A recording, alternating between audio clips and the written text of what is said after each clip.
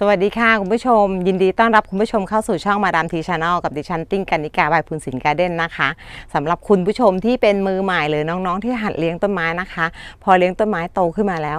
อยากตัดแต่ว่ากลัวต้นไม้ตายอยากขยายพันธุ์แต่กลัวเดี๋ยวรากไม่งอกนี้เราจะทำยังไงคะเราก็มีวิธีที่จะมาแนะนำนะคะวิธีการล่อรากต้นไม้แบบ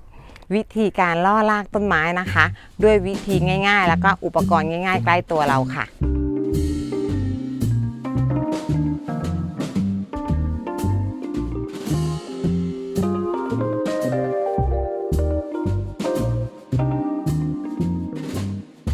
อุปกรณ์ในการล่อรากก็มีดังนี้ค่ะขวดน้ำดื่มโพลาริสค่ะซึ่งเป็นของที่เราหาง่ายๆค่ะยี่ห้ออะไรก็ได้ไม่ต้องเลือกแล้วก็ใช้ลวดนะคะลวดผูกขนมปังหรือว่าถ้าเราไม่มีก็ใช้เชือกฟางก็ได้ค่ะแล้วก็มีดและกาบมะพร้าวค่ะอุปกรณ์ทั้งหมดนี้นะคะหาที่เราหาได้ค่ะมีแบบไหนเราก็ใช้แบบนั้นค่ะและเมื่ออุปกรณ์พร้อมแล้วค่ะเราก็ลุยกันเลยค่ะค่ะวัตถุประสงค์ของการล่อรากของเจ้าต้นไม้เนี่ยนะคะวันนี้ติ้งเอาตัวอย่างมาทำให้ดู1ต้นก็คือเป็นมอนสเตอร่าออเรียนะคะวัตถุประสงค์ก็คือเจ้าต้นไม้พวกนี้ค่ะเขาก็จะมีรากอากาศใช่ไหมคะเมื่อเราตัดเราเรียกว่าตัดสดเนี่ยนะคะพอเราตัดสดปุ๊บเนี่ยโอกาสที่มันจะเสียหายโอกาสที่น้องจะตุยโอกาสที่น้องจะตายเนี่ยนะคะมันก็เป็นไปได้นี่เพื่อความชัวร์นะเราก็เลยใช้วิธีล่อรากเพื่อให้เจ้ารากที่มันมีอยู่เส้นเดียวเนี่ยค่ะเกิดรากฝอยเพิ่มขึ้นเมื่อเราตัดแล้วเนี่ยใบเขาจะไม่ทิ้งในช่วงที่เราไปชำค่ะเดี๋ยวนี้ต้นไม้เขานับใบขายใช่ไหมถ้าหากว่าทิ้งใบไปใบหนึ่งนี่หมายความว่าทิ้งตังค์เราก็เลยใช้วิธีล่อรากดีกว่าใบจะได้ไม่เสียหายใบจะได้ไม่ร่วงใบจะได้ไม่เบิร์นนะคะค่ะเราก็มาดูโครงสร้างของเจ้ามอนสเตอร่าโบซิเกนาออเรียนะคะโบซิเกนาก็คือเจ้ามอนสเตอร่าที่มีลักษณะตัวลำค่อนข้างยาวนะคะทีนี้เราจะชำตรงไหนเราจะล่อรากตรงไหนเราก็มาดูค่ะรากเส้นนี้มันยาวเกินไปละเราไม่สามารถใส่ล่อได้แล้วนะคะเราก็ต้องมาเลือกเส้นนี้นะคะก็เท่ากับเป็นยอดบนสุดเลยค่ะมี2ใบเนาะอุปกรณ์ที่เมื่อกี้นะคะก็ขวดนะคะเราวัดค่ะเริ่มเลยนะวัดก่อนว่ารากยาวแค่ไหนนี่จริงๆแล้วแค่นี้ก็เรา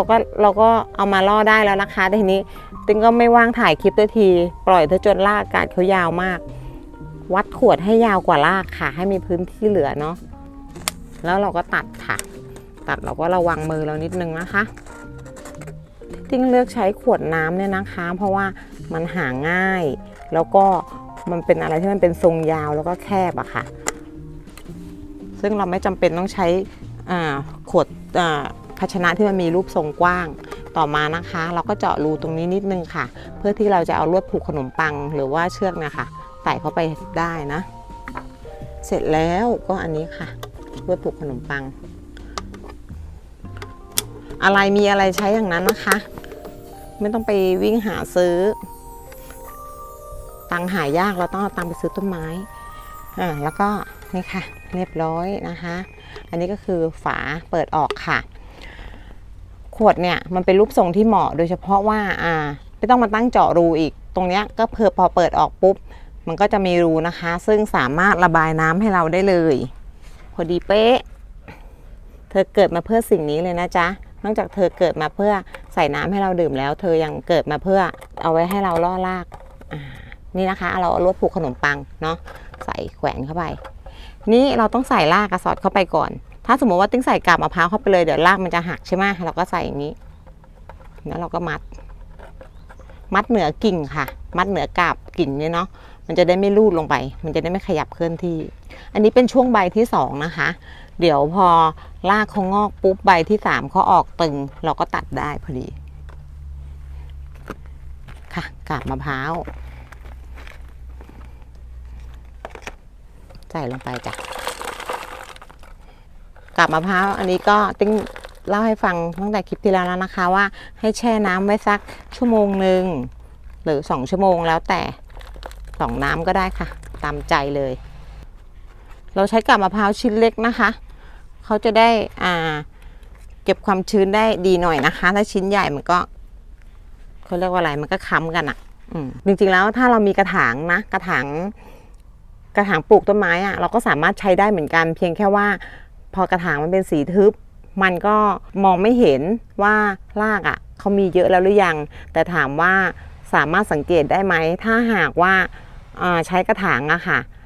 เร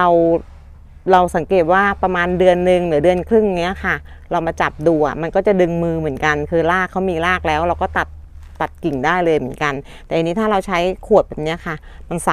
พอมันใสปุ๊บรากเขาขึ้นมาเต็มแล้วอะค่ะเราสามารถเห็นได้ชัดเจนเนี่ยค่ะเดี๋ยวถ้าหากว่าฝนตกอะไรหรือว่าเรารดน้ำใช่ไหมคะมันก็เข้าไปในนี้มันก็จะไหลออกมา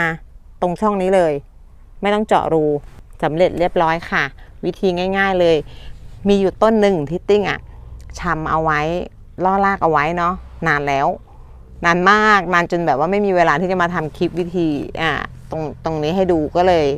รากตรงนู้นมันก็เลยจะดกๆหน่อยเดี๋ยวเราตามไปดูกันค่ะว่าเราจะตัดเขาไปปลูกยังไงต้นนี้นะคะก็เป็นมอนสเตอร่าออเลียนะคะแต่ตัวนี้เป็นดีลินะคะก็คือเจ้าตัวใจแอนที่เขาไม่เลื้อยค่ะอันนี้ติ้งทำใส่ล่อรากเอาไว้เพื่อเตรียมไว้ให้คุณผู้ชมดูนานแล้วนะคะตัวนี้น่าจะประมาณ2 เดือนละแล้วเราก็ไม่ได้ทำคลิปกันอันนี้ติ้งล่อรากไว้นะคะตำแหน่งนะคะตอนที่ล่อไว้ก็เหมือนกับต้นเมื่อกี้นี้เลยแต่ตอนนี้คือทิ้งไว้นานมันก็เลยโตยาวไปค่ะเห็นไหมคะรากเต็มแล้วเราก็สามารถตัดได้เลยค่ะจะตัดตรงตำแหน่งนี้ก็ได้นะคะเพื่อที่จะเอาไปปลูกแต่ต้นนี้เดี๋ยวติ้งจะตัดใหญ่อะค่ะเพราะว่าติ้งล่อไว้ในกระถางด้วยนี่นะคะอันนี้คือการใช้กระถางล่อค่ะเพราะว่าน้ำหนักเขาเยอะแล้วก็ตำแหน่งมันพอดีเนาะพอดีที่เราจะวางกระถางได้ติ้งก็เลยวางล่อไว้แล้วก็ต้นไม้ต้นนี้มีขนาดใหญ่ค่ะถ้าหากว่ามีรากน้อยนะคะใบจะคายน้ำมากเราก็เลยต้องทำให้มีรากมากพอที่จะดูดน้ำขึ้นไปเลี้ยงใบได้เพียงพอเหมือนกันได้เลิกแล้วค่ะ9:19 นาทีอันนี้เดี๋ยวตัดใบนี้ออกก่อนได้เลิกตัดต้นไม้ต้นนี้ไปปลูกทันทีนะคะดองเอาไว้นานตรงนี้ค่ะเราก็ตัดตรงตำแหน่งนี้เลยค่ะโอ๊ยไม่เอาอันนี้เราล่อรากไว้ตรงนี้อันนี้ติ้งตัดต้นใหญ่เพราะว่าติ้งไม่ได้ขายยอดนะติ้งก็อยากจะเอาไปทำแม่พันธุ์ต่อติ้งก็ไม่อยากให้เขาเล็กลงเรียบร้อยนะคะเอาละเราต้องประคับประคองรากเขานะคะไม่ให้เสียหายเนาะเดี๋ยวติ้งเอาไปปลูกแล้วเดี๋ยวถ่ายดูตอนทำงานสำเร็จก่อนแล้วกันตอนนะไป